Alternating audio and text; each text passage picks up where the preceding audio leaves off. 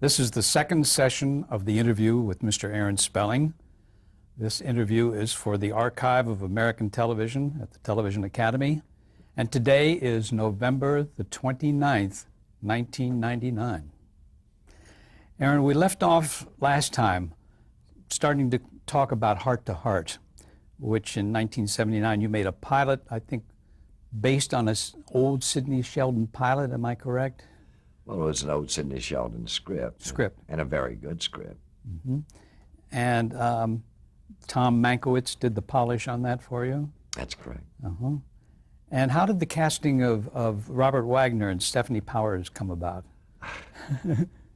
We're like any casting, as you know, Henry. Yeah. We went to the network and said we wanted RJ, And they said yes or no? well, they said, They always say, But we insisted on RJ and Stephanie, and it was a great cast, perfect cast for that show. I think one of the comments they made that I read in your book was that they were too old. Well, at that point, if you were over 14, you were too old. We had to explain to them they were married, had been married for some time, and not everybody objected to that. It was just a couple of lower echelon people at ABC who objected to it. The rest of them agreed that that was the way to go. And of course, in the series, RJ and Stephanie were very much in love, and that was an important and integral part of what you did. I just need to mention in passing that Mart Crowley and David Levinson were the producers on that. And Mart Crowley, did he later do And the Band Played On for you? Did he work on that? I'm not sure. Anyway. Well, you're skipping a lot of years there. Okay, yeah, let's not skip that much time. Let's get to Dynasty, because that really is a benchmark in your career here. Can you give us an idea of how that began, how it all started? It really started with Esther Shapiro calling me, and we talked about it, and we decided to go to pilot. We had a commitment at ABC to series, and we did the outline. They liked it. Then we did the script. They liked it. And then we started casting. It was a tough one to cast. There were so many roles in it, but we got lucky. I called my friend John Forsythe, and he was excited about it. And then we went from there. John Forsythe, Linda Evans, Joan Collins, Heather Locklear. You called them. We had them. Heather Locklear, your good luck charm. Good luck Penny, yeah. Also, while I'm on that, so many times in your scripts you have someone named Julie. Is that a kind of a superstition you have? I have never known a Julie. It's the strangest thing. When I first started writing, on the first script I sold, I called the character Julie. Then after that, I insisted that there be a Julie in every show that we did. And we were always lucky. When we had a Julie, we sold the show. When we didn't have a Julie, we didn't sell the show. So it's one of those crazy things that you get into. You use anything you can, right? Yeah. The character of Dynasty, I mean, the nature of the show was that rich people, beautiful clothes, beautiful houses, and that rich people have problems just like other folks, right? Well, I think the success of the show depended on that.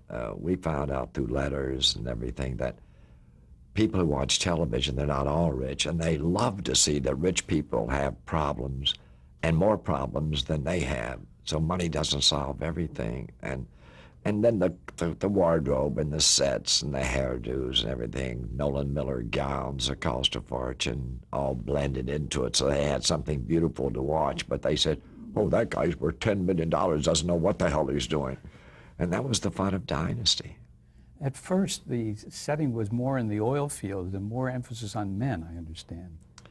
Well, at one time, the title of the show was Oil, but we'd talked about that a lot, and lo and behold, the Shapiros came up with a title called Dynasty that I just loved. I think that said everything. What made you decide to shift the emphasis, though, from the oil fields themselves more to the inner lives of these people? Well, because I think when you really say oil fields, you expect to see oil workers in the fields, and you expect all of the business about the oil. That was pretty boring. So we knew that they owned oil fields, but we very seldom after the first two shows went out there at all.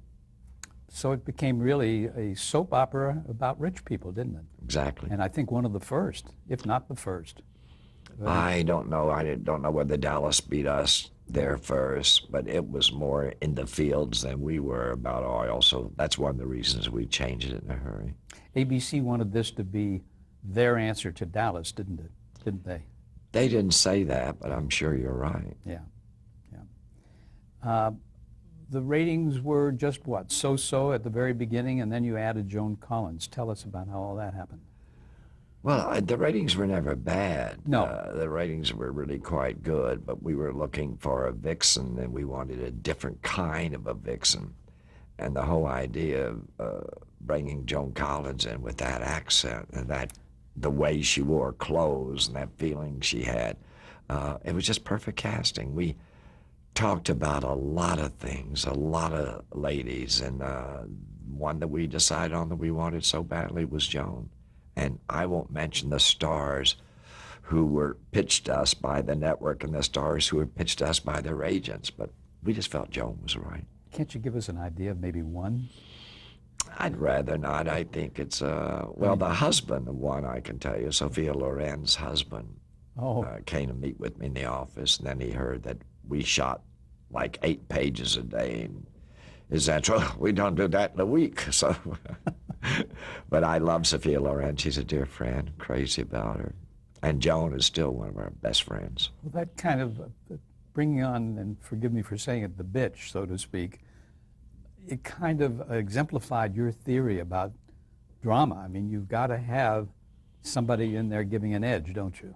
I just want to say to all the young people out there, bitch was his word. Yes. Vixen, seductress, sensuality, over the top, that's what we were looking for. And she had it all. Well, Joan she just did. had it all. She did. It was a great show. Now, at one point you said that, like Charlie's Angels, it was pure camp. Do you want to explain that at all? Does it need explaining?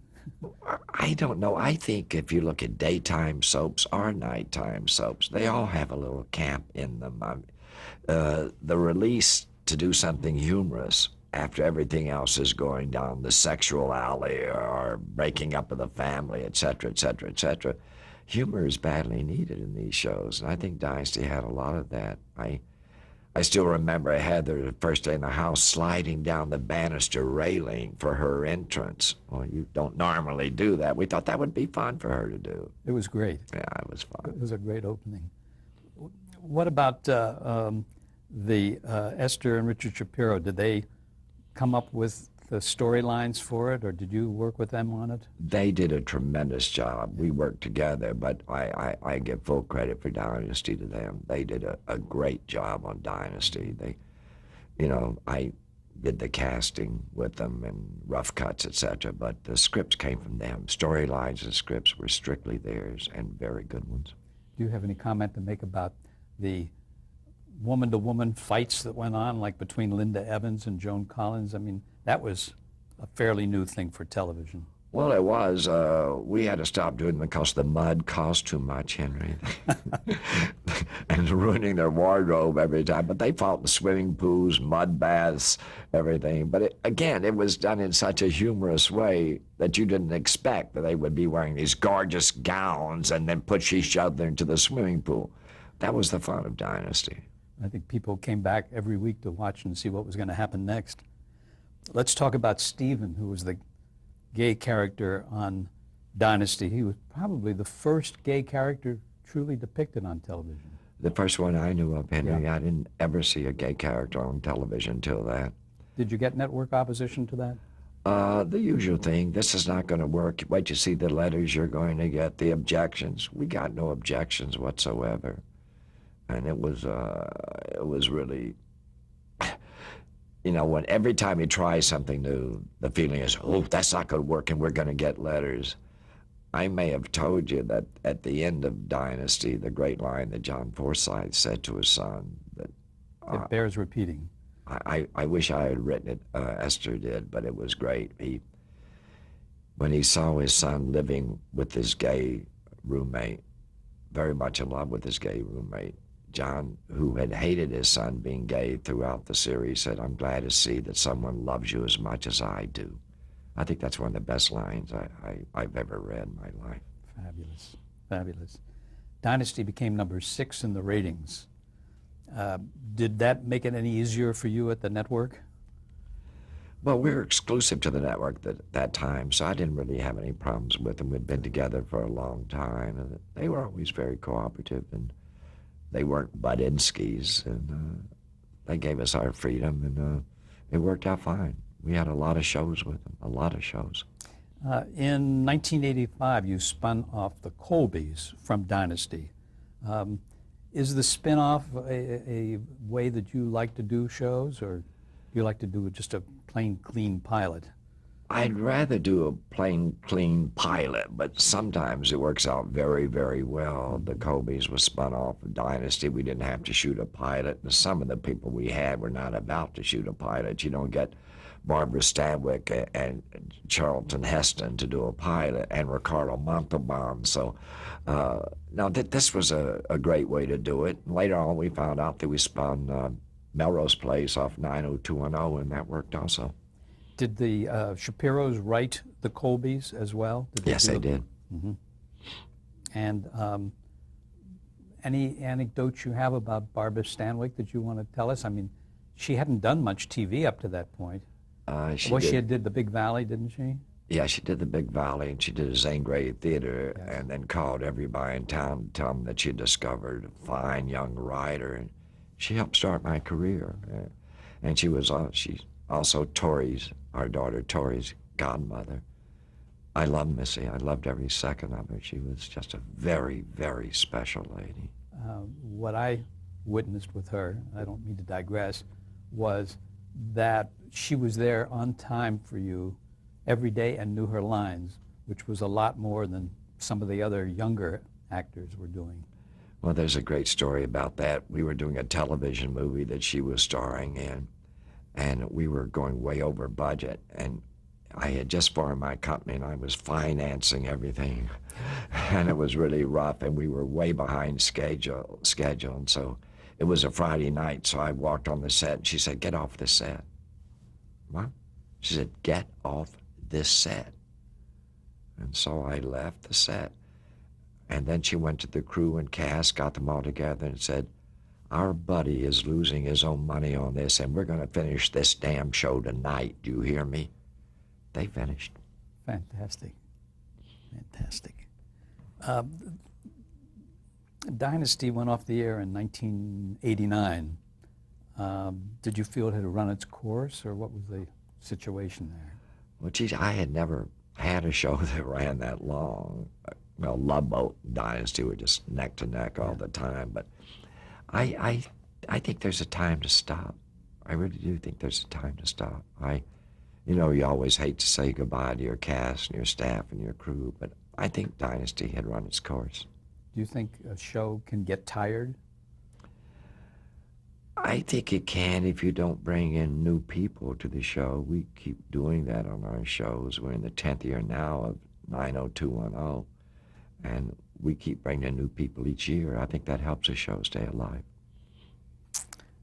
After that, you went and did T.J. Hooker. That was 1982. Can we talk a little bit about what that was about? That was about a police sergeant, wasn't it? About a police sergeant with two friends, two people who worked for him, Heather Locklear, James Darren, and it was just a police show. We didn't expect it to work as well as it worked, and it's still in syndication all over the world. It's the most amazing thing I've ever seen. And you know how we hate to get those residuals in.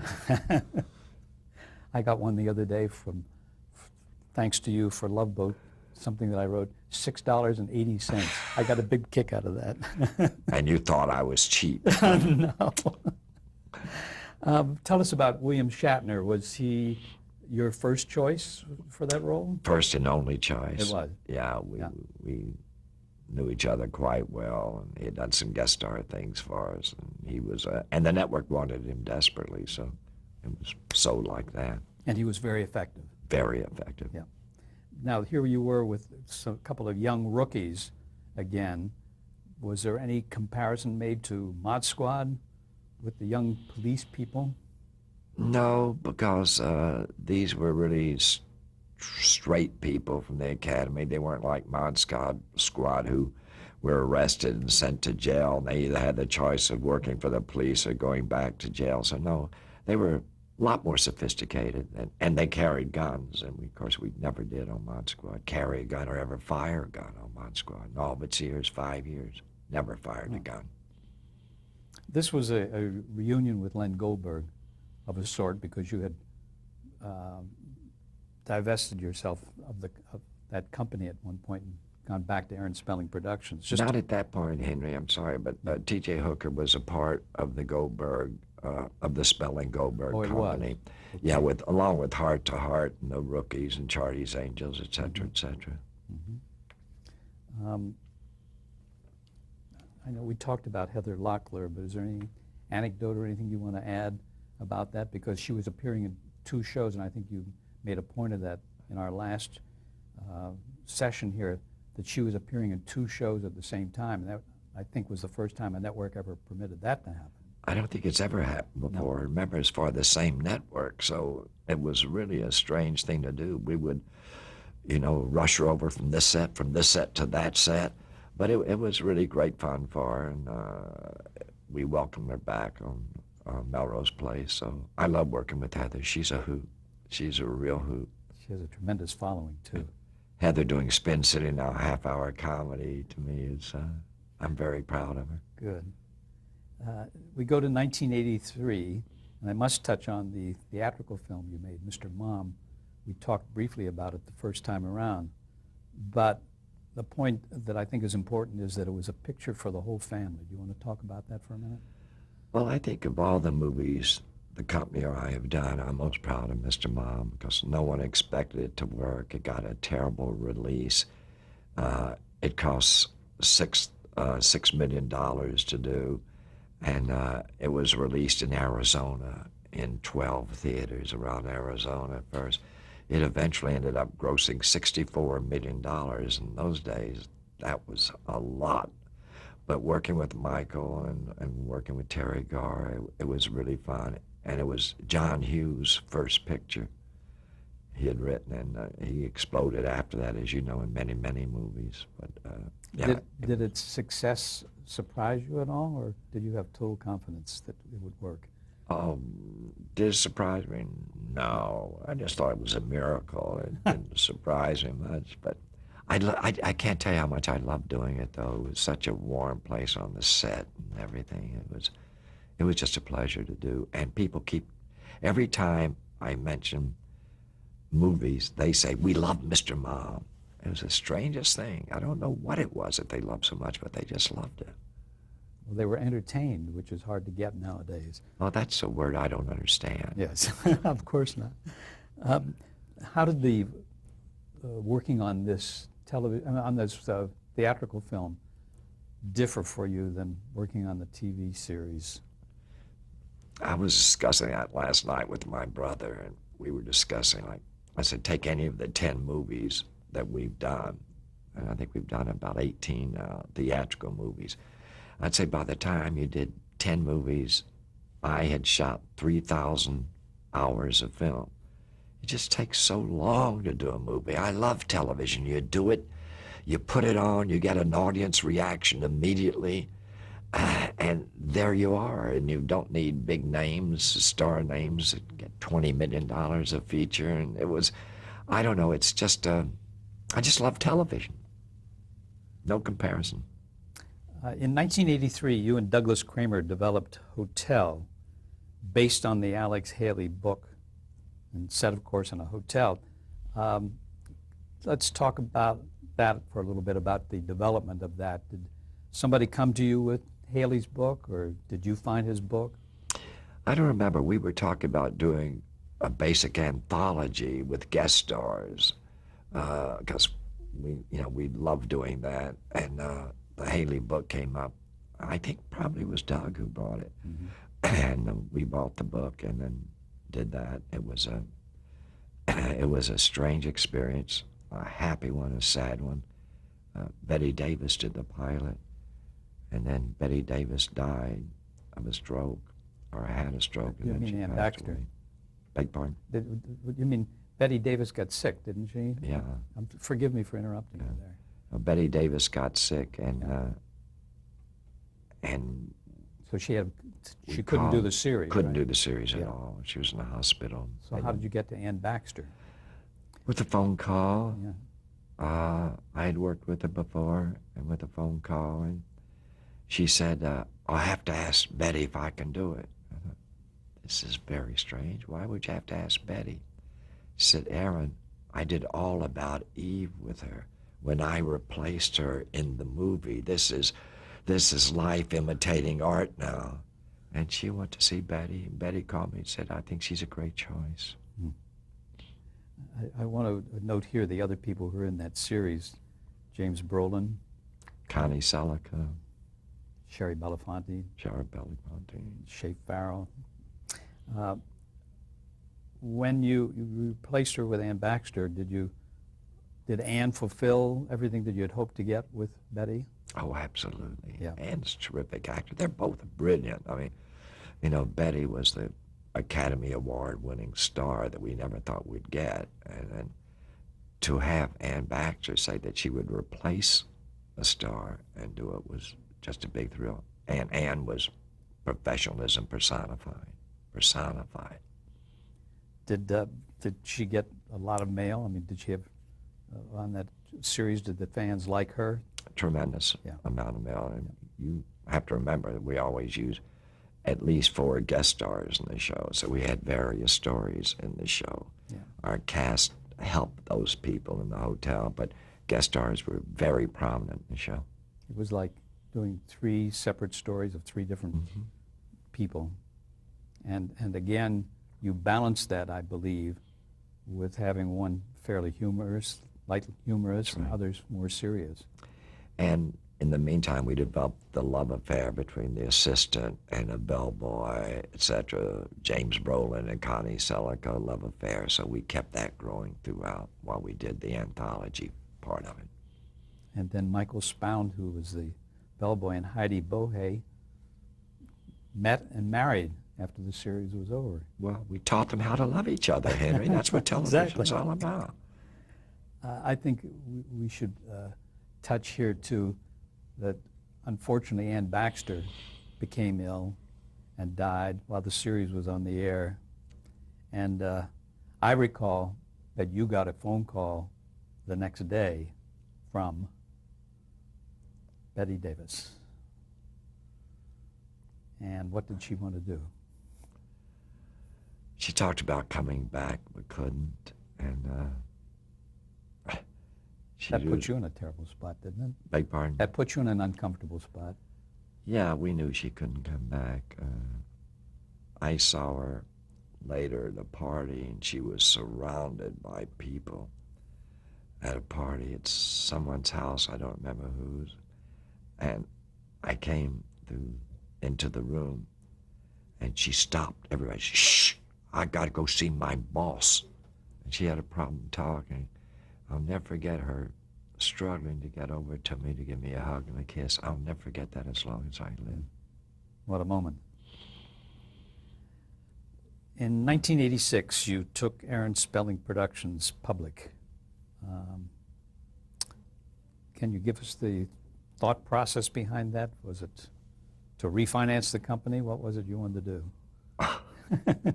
First of all, I knew nothing about the stock market. I know nothing about the stock market. I hate business. I know nothing about business. And Mike Milken called me and suggested that he would like to take the company public. And then Ace Greenberg called from Bear Stearns and said he'd like to be a part of taking the company public. And it was their idea, and Doug and Duke and I said, yeah, what is it going to cost us? That's how much I knew about the stock market. Cost you nothing. And it was amazing what happened. We went public. And then you merged with Carl Linder's Great American Communications. Well, that was a strange merger. We desperately felt that we needed a distribution company.